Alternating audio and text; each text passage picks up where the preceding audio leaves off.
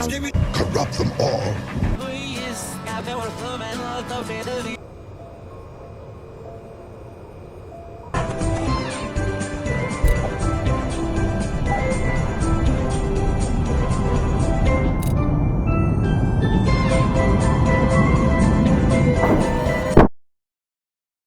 Don't scroll and fly. This message approved by the Council of 24s. The Information King, burdened by speed. This is the EF-24G Mischief. The 24 specializes and excels within VTOLVR's BVR and information warfare sandboxes. Its 5th-gen systems preclude the luxuries of G-limit or flight assist switches in exchange for unrivaled thrust and situational awareness. The 24 is a complex aircraft that can accommodate many different styles of play. This guide is a companion to my written guide and should arm you with the tools and understanding to allow you to become a threat on the battlefield while behind the stick. In the description below is a list of chapter times to allow you to skim at your leisure. For those of you unfamiliar with the basic control scheme with the game, I would encourage you to use the tutorials within the game. If you'd prefer to ask people questions or watch videos, the VTOLVR main Discord will be linked in the description, as well as some other resources. The EF-24 is a long-range air superiority interceptor.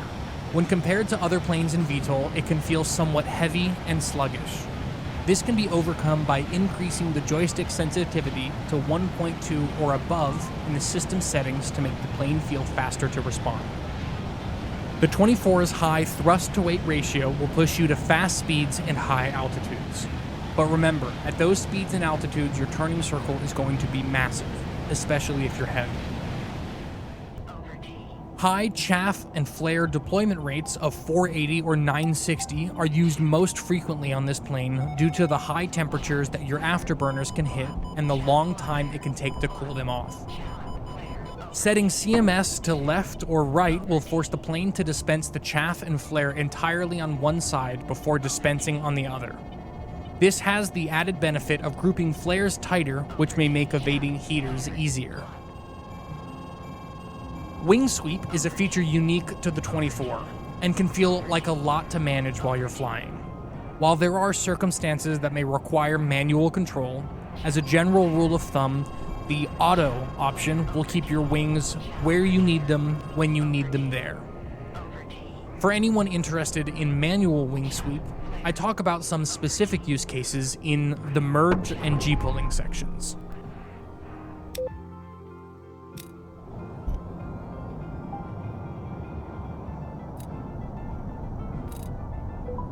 The big, fun touchscreen front and center within the cockpit is the PCD, though many people may refer to this as the plane's MFD.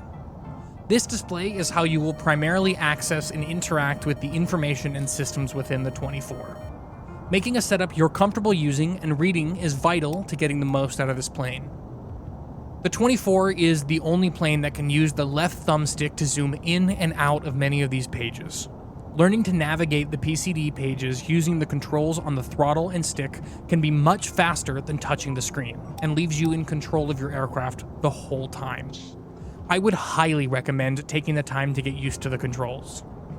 Additionally, I would recommend not using thumbstick rudder, as it overwrites the ability to move soy on the PCDs. The TSD is the free situational awareness afforded to 5th-gen jets. It utilizes full fidelity data link to give you the general positioning of everything you know about on the battlefield. The TSD doesn't show any enemy units you or your team cannot see or have not recently seen.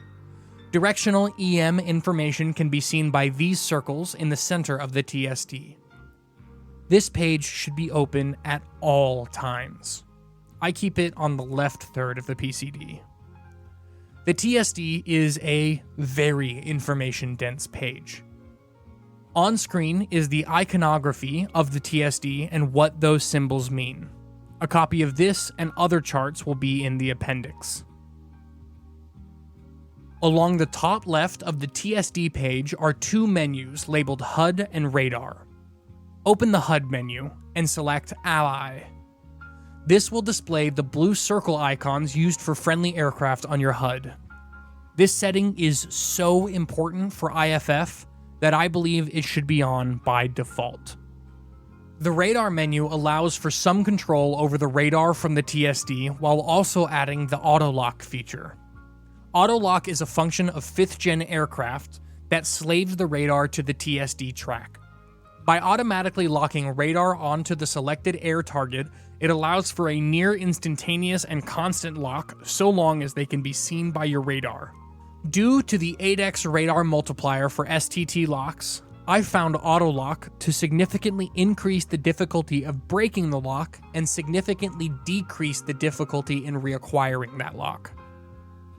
When selecting a target, useful information can be found in this small box on the bottom right of the TSD. This box displays vital information about the selected target and its track file. The green bar atop the box displays the certainty of the track, or how likely or accurate the track may be based on the last time the track was updated. The left vertical column of information labeled BRA or BRA indicates the selected target's position relative to you. The right column of information shows the target's radar identifier, their current Mach number, and their heading. The final important note about the information presented to you through the TSD is that it will lie to you, and it will lie to you often. The second you or your teammates lose a track on a target, the information shown to you is a prediction based on their last known position, assuming they fly in a straight line. This is how you can sometimes get target tracks that look like they're flying below the ground. Beware being too trustful of this information. It may get you killed. This is the control screen for the targeting pod you can attach from the loadout menu. It's a useful tool in tracking the aircraft without them knowing. You can use the night mode during daytime to pick out the white hot burners against the black sky. If you don't want to or can't spend the time to scan the sky, you can just spam the TGP button on the TSD until the targeting pod gets an optical lock. Leaving the TGP on one of the smaller PCD pages can be a good way to track what it sees without giving up too much screen real estate. I keep this page below the radar on the PCD's middle third. This page shows you whose radar is looking at you. Its symbology can be seen here. It also speaks to you, though I'm not sure I would call it screams, sweet nothings. Learning the sounds of your RWR is just as important as learning to read it. This is the sound of a missile going pitbull on you.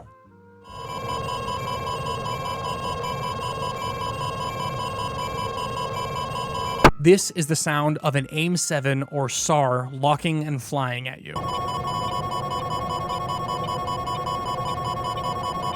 When radar is looking in your direction, but is not tracking you, it sounds like this.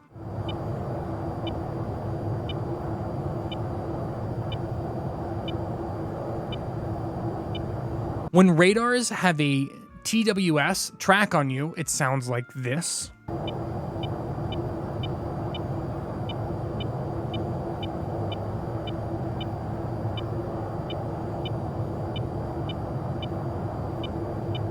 This is the sound of being radar locked by someone else.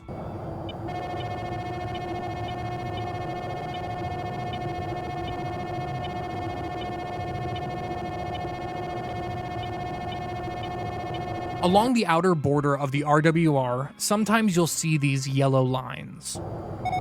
Missile launch.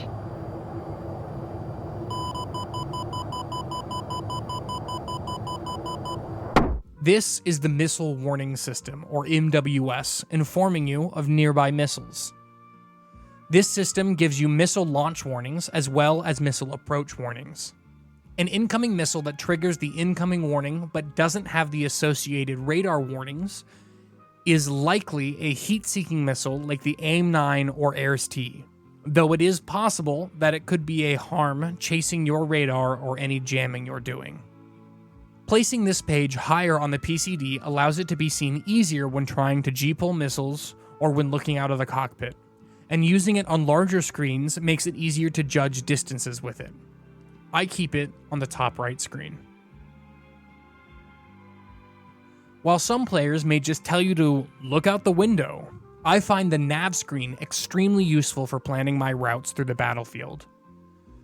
Due to the 24 speed, it crosses through larger swaths of terrain when fighting. Knowing where the cover is going to be is more useful than knowing what cover is directly near you. Plan your path and you'll have terrain cover when you need it. The nav page also allows for the management of drone positioning without the use of GPS points, which helps to lighten the workload when flying alone. The nav page stays in the bottom panel of the right third of my PCD. The GPS is mostly used to set paths for drones. Make sure you set the GPS group as a path with this button, or else the drone will only orbit the first point. Marking bullseye with a GPS point can be a good way to help you keep your bearing when looking outside the plane. This is the page that allows you to modify the plane's offensive, defensive, and fuel systems. I would recommend setting your heaters to head track and setting trigger uncaged to on. Trigger uncaged will allow you to track targets with the heater seeker without firing the missile. Fox 3 missiles, like the AIM-120D and the AIM-54, can have Mad Dog enabled to fire them straight forward using their own radar. Be careful of where teammates are going to fly, since the missile cares not who it hits. This can be a good tool to catch someone off guard without needing your radar to see them. The fuel config page allows you to set when you get your bingo fuel warning. I keep mine at 3,000. You can also dump fuel from here if you need to lighten your aircraft. SMS also holds the countermeasure system settings mentioned earlier. It is possible to disable chaff or flare to not waste flares while dodging radar missiles, or chaff while dodging heaters, but the added workload of switching into this menu to get these on and off isn't worthwhile. I keep a tab to the SMS page below my TSD, in case of emergency. While it's more than possible to fly the 24 without using its radar, I wouldn't recommend it. The 24's radar is quite special, so we'll go into more depth with it in the radar section. Use the HUD button to bring up the box that the radar can see within on your HUD. The position of the radar scan box can be seen by these numbers, where this number shows the angle of the scan relative to the horizon line, and this number shows the upper and lower scanned altitudes. Left thumbstick moves the scan box up and down. Moving the cursor with the right thumbstick to the far left or right will change the scan angle, while moving it to the top or bottom of the box will zoom in and out. A smaller scan angle on the radar will make it more difficult to triangulate your position, while a large scanning angle will help you search more of the sky. Additionally, holding down the right thumbstick will lock the radar into bore sight, which makes the radar look only where you're looking and lock onto any target within the circle. This page controls the 24's jamming pods when brought. As a general rule, jamming alone is going to push you into information overload and isn't generally worthwhile alone. Though for those tenacious enough, it can be done. The FRAS shows you a 360-degree view of your aircraft along the x-axis with the radar frequency range as the y-axis. It's useful for picking out specific targets by their RWR pings. Useful for your backseat, though less so for the pilot. This is your decoy management page.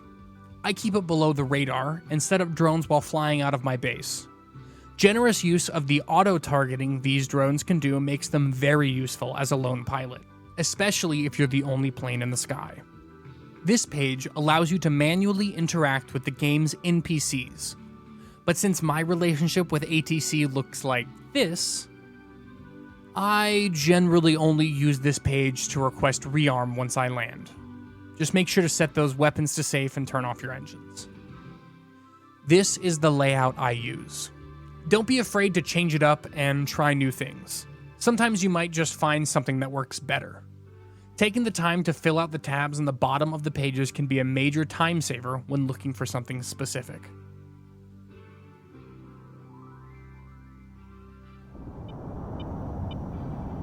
Shoot.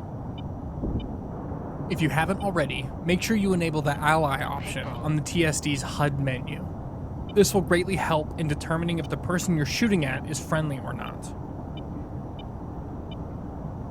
On the HUD in front of you is quite a lot of valuable information. The number at the top center of your view in both the HUD and HMCS is the bearing you are looking. Along the left side is the currently selected weapon system, currently indicated airspeed of the plane, your Mach number, current G load, AOA, which is the angle difference between your direction of movement and the direction the plane's nose is pointing, the currently fired weapon system's estimated time until impact, and the throttle placement indicator. Along the right side is your current altitude, either in ASL or radar, the currently selected weapon's DLZ, your current vertical velocity, and the stick and rudder control box indicator. This box on the bottom right of the HUD is crucial in understanding your current input, especially when trying to practice or master G-pulling. Many people believe that the EF-24 has the strongest radar in the game, and there's evidence to support that. This is a graph of the power of the different radar sources in VTOL. You'll notice that the 24 is on top of this list, even above the infamous MAD-4. The most powerful radar in the game, in fact. However, radar power is only one part of the equation. Anyone that's spent time in the 24 knows how difficult it can be to hold a track at medium to long ranges, especially from high altitudes. Real radar suffers from an effect known as ground clutter. Basically, all the radar waves that bounce off mountains and trees create lots of noise when looking towards the ground. VTOL's ground clutter simulation is quite strong, and the 24's radar is easily notched. Stable tracks with the radar are going to be easier at closer ranges than you might think, often leaning closer to 20 nautical miles than 40. Information from your radar is automatically sent to the TSD, no track required. When tracking a target with the radar, there are two types of tracking. The first is track while scan, TWS or TWIS. This type of tracking can be used to launch Fox 3s like AIM-120s and AIM-54s. This allows you to track multiple targets while continuing to scan the sky. At extreme ranges, don't be surprised when the track breaks as planes below you accidentally notch your radar. The second type of tracking is a hard lock, also known as STT or single target track. When you do this, the plane you're locking will become very aware of your watchful eyes. But this lock is much more resistant to being broken and only tracks the one target. An STT is required for AIM-7s, as they don't have their own radar to guide them. When your radar is being jammed, you'll see the poop bricks or noise created by the jamming. Selecting one of the bricks will allow you to launch a radar-guided missile in Hodge mode, which will track the noise being created to its source. It's best to launch these kinds of missiles while pointed upwards, as lofting them will increase their range and PK.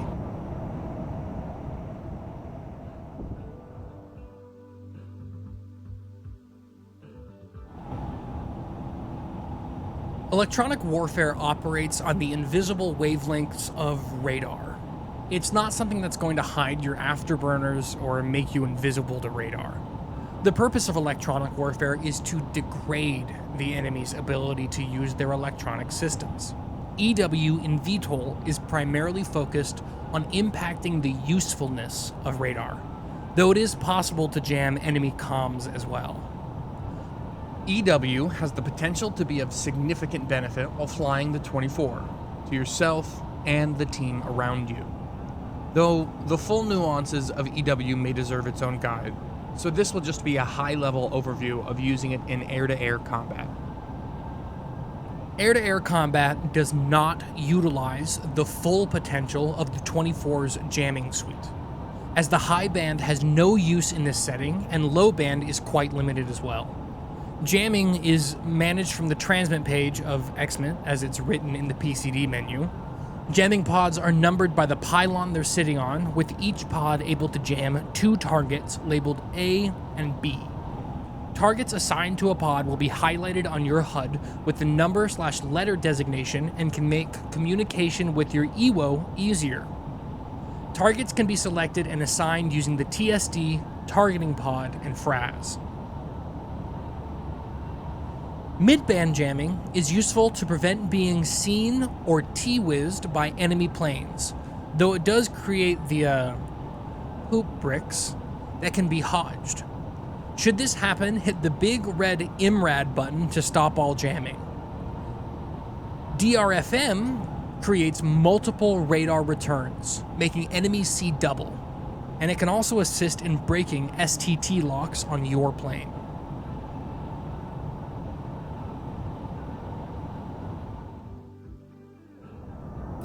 Alongside the jamming pods, the 24 wields the most powerful of unique deployables, the ADM-160J MALDs, aka jamming drones. I mean, who needs friends when you can bring your own? The power of these MALDs is what makes the 24 the information king. Once deployed, the MALDs will report any radar pings they receive to you. As multiple drones, or other 5th-gen aircraft, get pinged with radar signals, they can share their data and triangulate a source.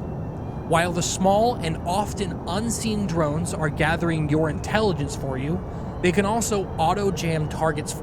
I like to leave them in mid-band jamming for free radar cover. It should be noted that triangulation works best the farther apart the drones are, but triangulation only works when enemy radar hits multiple targets, so don't spread them too far apart or the triangulation won't work. Place the drones where the enemy is looking with their radar, and you'll get free information about their position without ever having been seen. You don't need stealth if you're hiding behind a mountain. The drones can also use SAS jamming to pretend to be an aircraft. Mixing mid-band noise jamming and SAS jamming from a drone pretending to be a 45 draws players like moths to a flame. Other players despise the enemy 45. Use that to your advantage. Just be warned, skilled players may be able to discern that your drone is a fake by how fast it's moving or the way that it's flying.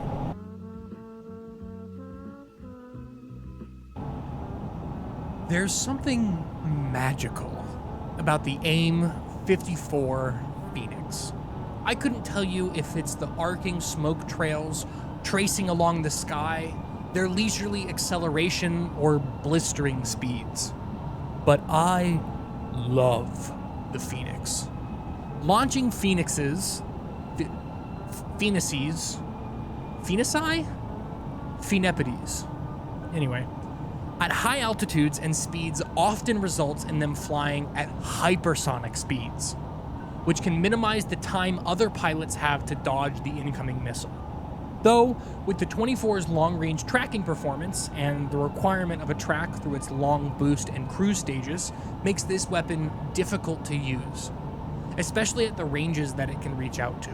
No data link piping means that the AIM-54 must be guided by your radar alone.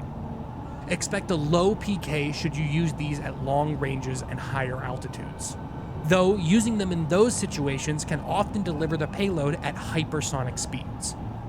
Because the AIM-54's loft when fired from medium or longer ranges, using them at lower altitudes can sometimes overcome enemy terrain masking.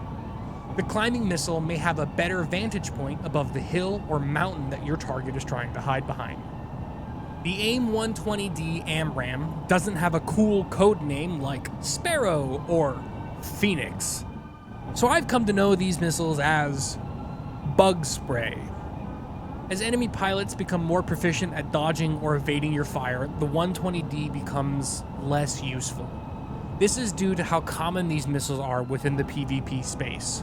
As the souped-up version of the 4th gen's 120C, the 120D is the missile people learn to evade. The fire and forget capability of these missiles makes them extremely versatile in applying pressure to people you're not directly fighting, and can force teams to be defensive while you pick off your target of choice. Those planes that cannot G-pull a 120 are, generally, not a real threat to you, as a single spritz of bug spray will allow you to focus your attention on more worthy opponents. The 120's integration with TSD and data link allows for some smarmy tactics. A single RWR ping from an enemy plane is all it takes to fire off one of these. Should they leave that RWR ping on, the 120 will have no issue finding them. If they turn their radar off, though, you can reacquire the track with your or friendly sensors and cause a slow 120 to drop on top of people. I cannot express enough how deadly this tactic has the potential to be, as well as the warning. It only takes your radar being on for a second for another 5th gen plane to fire on you from across the map. As with the 54, and frankly every missile on the 24, launching from high altitude and high speeds can project this missile much farther than the DLZ indicates. For people new to this game, especially the 24, the AIM-7 seems like it might be a waste of space. It requires a single target track from launch until impact. The AIM-7 can reacquire targets after the lock has been broken, so long as the missile has not self-detonated yet, and in order for the AIM-7 to reacquire, the target will need to be within a 5-degree cone of the front of the missile. Without an incredible amount of bad luck, the AIM-7 will only hit what you're targeting, making it one of the highest accuracy weapons in your arsenal. More important than that, though, is that the AIM-7 is scary. Not scary in jump scares or other wacky surprises, but the radar lock makes a lot of noise and adds to pilot information overflow. It also doesn't show when the missile is going to hit, like with the Fox 3 missiles. The target plane knows that an AIM-7 is on its way to ruin their day, but they get very little information about when it will hit them. Mix this in with a heat seeker, and your target plane won't know if they're dodging a heater or the Sparrow. Once again, due to your incredible speed, the AIM-7 can be launched from a much farther range than it has any right to. By launching these in the upper section or higher on the DLZ, you can guarantee the missile won't have a smoke trail near its impact point, making it nearly invisible to the eye during flight. I like to fire an AIM-7 at a target shortly before another Fox 3 missile goes pitbull, as the noise the SAR lock makes can obscure the sounds of your other missiles on their RWR. I use these missiles more than any other radar-guided missile. Once you get the hang of them, they're incredibly deadly. The AIRS-T is probably the best missile in the game. So much so that I argue it can be a bit of a crutch. Missile interceptions, when enabled, can negate the need to fly defensively. High CCM means that they're quite effective at ignoring flares. A sensitive seeker and extreme glide distances enable these missiles to be fired from outside people's MWS range. If you ever find yourself dying without warning, it was probably an AIRS-T. Let me put it this way. If you get toned with an AIRS-T, it can hit the target, and it probably will. The AIM-9 Plus is just like the AIRS-T, except its seeker isn't as sensitive, its CCM isn't as good, it can't intercept missiles, and it doesn't glide as far. But it does start turning much sooner off the rail. This marginal decrease to the minimum firing distance is the 9 Plus's only real advantage over the AIRS-T. The AIM-9 Plus is used primarily by competitive PvP game modes. The AIM-9E is the original Sidewinder. It shares the same seeker as the AIM-9 and 9 Plus, which can be flared quite easily. It also requires you to be on the target 6 to get tone and fire. The 9E isn't really a good missile, as most of the time that you're in a good position to fire would be better suited to using the gun. I mean, you can't flare bullets after all. However, with that being said, learning to use the 9Es effectively requires good execution of most aspects of flying this plane. You'll need to have good planning, preparation, and positioning to get an opportunity to fire. If you want to get better at flying the 24 and you feel like you've plateaued with long and medium range fights, learning to use the 9E will force you into painful learning experiences. The M62 Vulcan is the 24's gun. It goes... Gunnery as a skill in the 24 is quite difficult. The 24 requires you to have precise, calculated movements lest you overshoot your target. Learning to use the gun funnel is an invaluable skill, since it doesn't require you to adjust anything in your cockpit to line up the shot. Though using the TGP's auto lock may be the best and easiest way to get a gun pip to line up the shot. If you don't want to alert your target to your presence, the TGP/TSD can also create you a pipper, though you may need to lead shots more with it as it's not as accurate as the one generated by the radar. Terrain masking may be the simplest of missile evasion techniques. If you put a mountain between you and the incoming missile, the mountain will take the hit for you. Just make sure you don't seaf it while you're flying solo. Make sure you're planning your route so that you can hide in terrain at your convenience, as the easiest missile to dodge is the one you don't have to. Notching is, in a basic sense, hiding in the noise generated by ground clutter. There's lots of videos online describing the mechanics of notching radar, and some will be linked below. But the basic idea is this. When surrounded by the noise of ground clutter, the enemy radar detects your plane by relative motion. If you're moving towards or away from their radar, they can pick out your movement. But if you move towards them at the same speed as the ground is moving relative to their perspective, you'll blend in with the trees. To achieve this, you want to beam or travel perpendicular relative to the plane locking you while you are below them. Notching does not work if you are above the target locking you. This is most easily achieved by putting the RWR icon of the thing locking you on the far left or right of your RWR, then deploying chaff to break the lock. The 24 is fast enough to outrun most missiles in the game, depending on some factors like their launch distance. Flying fast at low altitudes where the air is nice and thick can be extremely effective at draining an incoming missile of its energy, as well as limiting its effective maximum velocity while chasing you. Small wiggles left and right while running can help drain the missile of its energy even faster. The incoming missile will self-destruct once it has determined that it cannot reach you.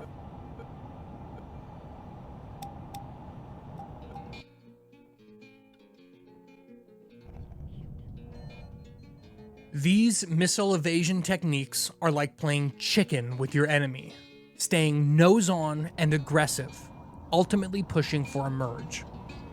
The first of which is cranking. Cranking is when you place your target's radar track along the far left or right side of where your radar can see. This technique is done under the assumption that the person you're shooting is firing back at a similar time. The intent here is to force the geometry of your flight paths to maximize the distance that the enemy missile must travel before hitting you, using up its fuel and energy before they have to evade. This tactic is not useful in its traditional form within VTOL due to the game's crunch scale and the nature of the missile simulations. It still works as expected, but it isn't as effective a tactic as it is in the real world or other flight sims. Though, it does set you up for the best missile evasion technique incredibly well.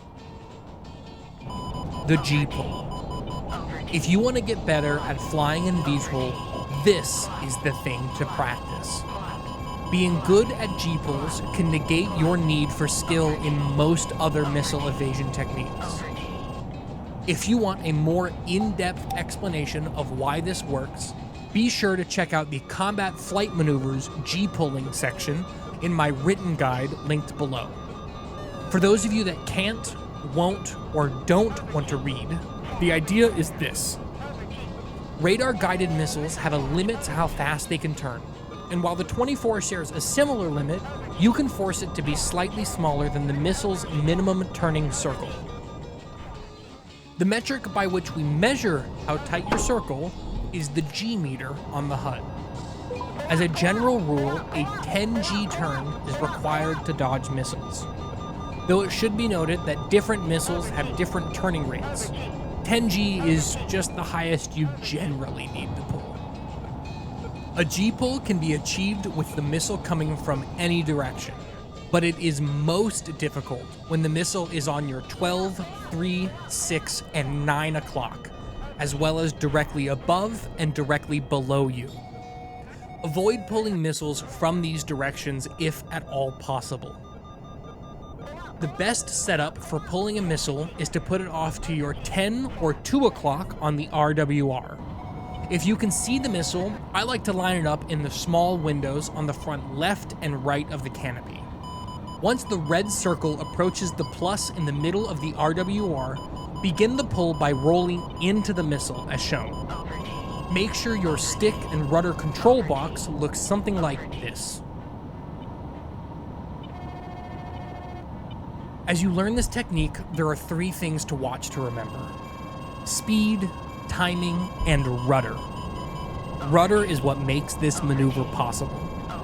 The normal flight assist of 5th gen planes works to prevent you from pulling this many Gs, but the addition of rudder control allows you to bypass that normal limit. If you're failing to pull the missile, those are the most likely culprits, though it is possible to roll too fast or tightly and not reach the G limit. This G-pull technique works in every plane in the game, so if you're struggling to get the feel in your 24, you can practice in another plane like the 45 or the 26 until you get the feel of it. Just make sure to pull longer in the 24 than other planes. G-pulling at lower altitudes can be made easier at the expense of speed by manually sweeping your wings most of the way back. I use the B, or the last large mill marker on the wing sweep indicator to set my wings for low speed, low altitude G-pulls. Another important aspect to G-pulling in VTOLVR is that G-locking does not prevent you from flying the plane. G-lock only impacts your ability to see and hear, ride the blackout, and continue to pull missiles while you're blacked out. Just try not to see fit.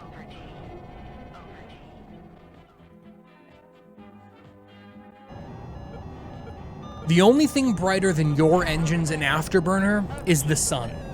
And even then, it's marginal. Engine temperatures can peak well over 4,000 degrees Celsius and can hold sustained temps around 3,700 degrees Celsius. Flare temperatures are somewhere around 1,100 degrees Celsius, depending on many factors.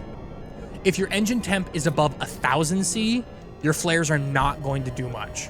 I find that sub 500 C to be the most reliable temp to dodge heaters.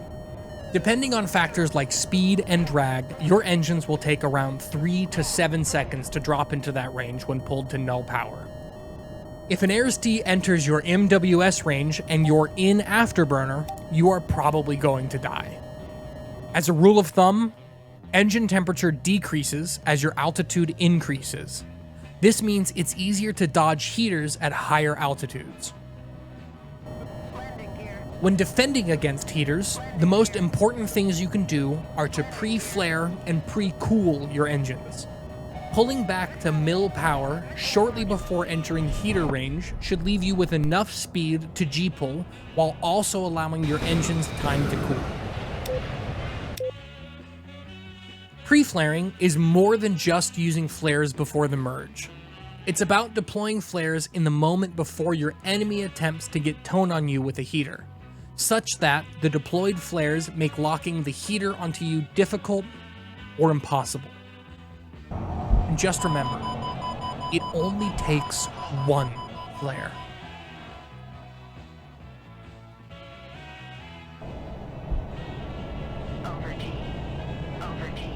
Unfortunately, the art and nuances of dogfighting are well beyond the scope of this video. If you want advice on dogfighting, I highly recommend checking out the section in Rosie's Guide to the 24, as well as some of the resources linked below. The overview of dogfight speeds in this section is sourced from her guide. For those of you in the know, here's a quick overview of what you want to do in the 24. Flaps down, set before the merge for auto deploy when at speed. 2-circle merge is at about 280 knots, 2-circle rate speed is 235 to 250 knots, and a 1-circle merge is 240 knots. Aim for 2-circle merges when possible in the 24. For those of you interested in manual wing sweep, this is the time to shine. While auto wing sweep works great and is generally recommended, there are times when manual wing sweep can be useful. When entering a merge, players may judge your speed visually by looking at your wing speed. Out means slow, back means fast. This won't fool a radar lock, but in visual range you can occasionally fool people. Though far more important than entering the merge is exiting it. People don't like when the 24 decides to just leave. So you gotta do it quickly, and you gotta be smart about it. By pulling wings back manually during a fight, you can reduce drag. The idea is to leave the merge after you and the other plane cross noses, so that the other plane has to take as much time as possible turning around. Since they're going to be salty about you leaving, they'll probably try and take you out with heaters or the infamous 120 of shame. Keep low, keep fast, and keep rocks between you and them. Heaters are difficult, but can be flareable if you're going fast enough to pull Afterburner down for a second, especially if you flare while dipping between terrain. This is the point in time in which reverse G-pulling may become useful to you. If you're alone in the enemy team, you're going to have quite a lot of heat coming your way.